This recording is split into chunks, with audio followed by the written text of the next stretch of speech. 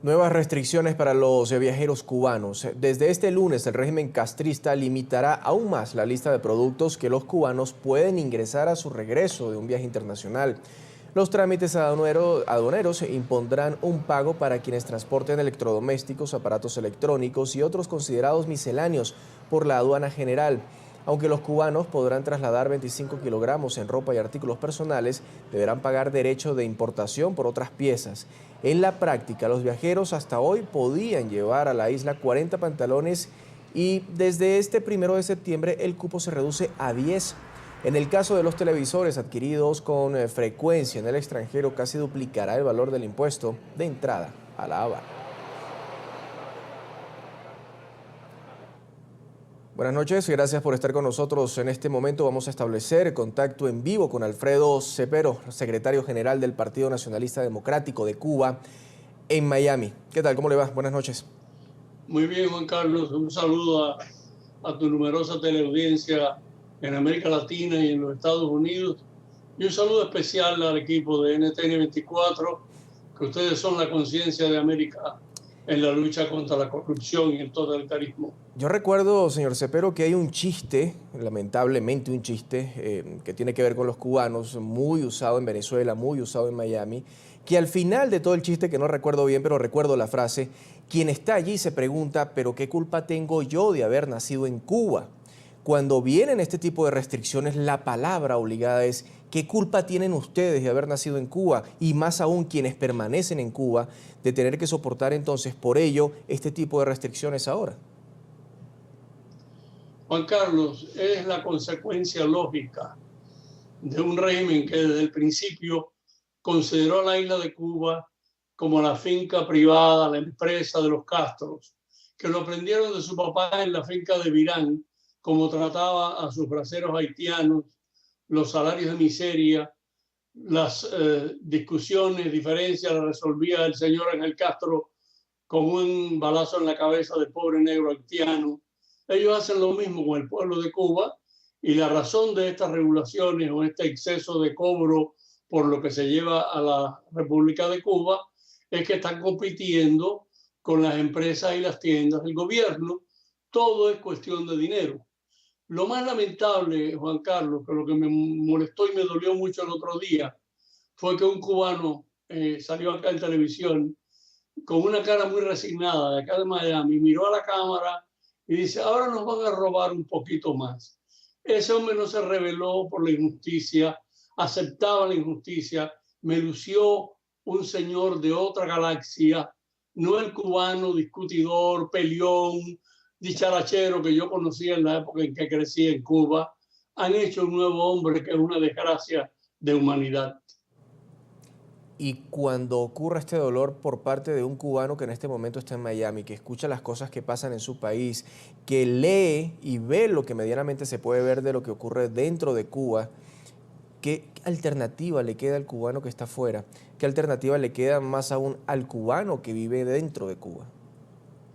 Bueno, el cubano que tiene dentro de Cuba tiene la alternativa que tienen todos los pueblos de rebelarse contra la opresión.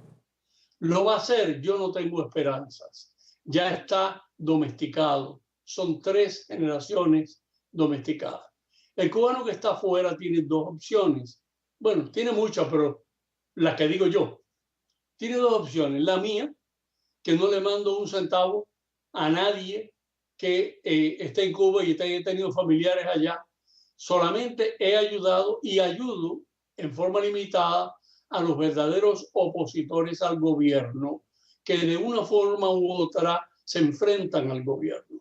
La otra alternativa es la de que estos pobres infelices, como tú ves, que lo hacen con las mejores intenciones de ir a ayudar a sus familiares. Yo no critico el amor a la familia, sin familia no hay nación, pero lo que están haciendo es prolongando la vida de la dictadura. Para que haya una solución hay que cerrarles a ellos la llave del dinero que les entra. Es como si tú tienes un pariente y le das una pastilla para el dolor o haces una cirugía para amputarle la gangrena, el brazo con gangrena. La solución total es hay que asfixiarlos. Lo de Venezuela tiene problemas, El día que se les acabe aquello, se asfixian sin dinero. Pero es muy duro decirle a un señor que tiene a su hijo, su mamá o su papá, no le lleves un artículo, una medicina. Desde luego llevan también hasta televisores y cosas de lujo, pero de todas maneras son personas que piensan a corto plazo. Hay una gran diferencia entre ellos y la vieja guardia, que yo soy parte de la vieja guardia. No de la guardia vieja, sino de la vieja guardia. Yo no soy viejo. Viejo, no tengo derecho a la vejez mientras Cuba esté esclava. Tengo que trabajar hasta el último respiro, suspiro de mi vida.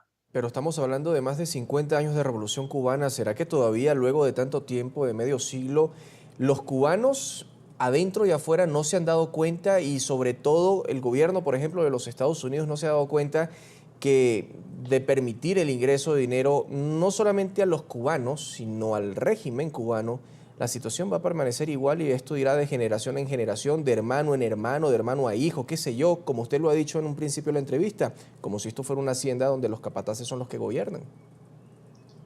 Juan Carlos, el gobierno de los Estados Unidos, hubo un gran político inglés, ahora se me fue de la memoria, en lo que llaman un senior moment, que decía que Inglaterra no tenía amigos, Inglaterra no tenía enemigos, tenía intereses. Washington tiene intereses. No ha sido en el interés de ellos, después de la traición de Girón, ayudarnos a liberar a Cuba. Sus motivos no los conozco. Son muy complicados. Quizás quisieron usar a Cuba para que América Latina viera el desastre de un régimen comunista y lo ha visto. Ahora, de Washington no podemos esperar ayuda. Yo no espero ayuda. Yo espero únicamente que en algún momento se produzca algún tipo de desenlace inesperado, de que un muchacho que sea oficial del ejército, como pasó con Somoza en Nicaragua, con Rigoberto López Pérez, el periodista, le meta un balazo a Raúl.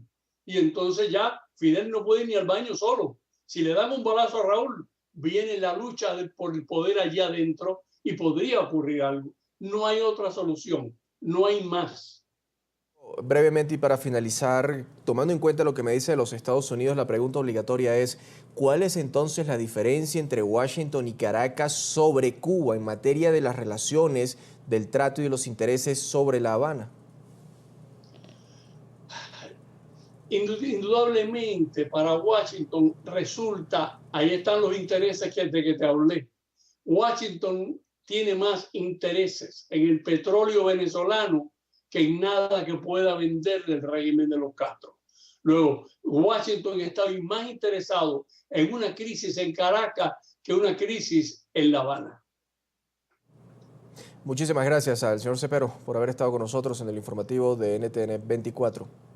Gracias a ustedes, Juan Carlos.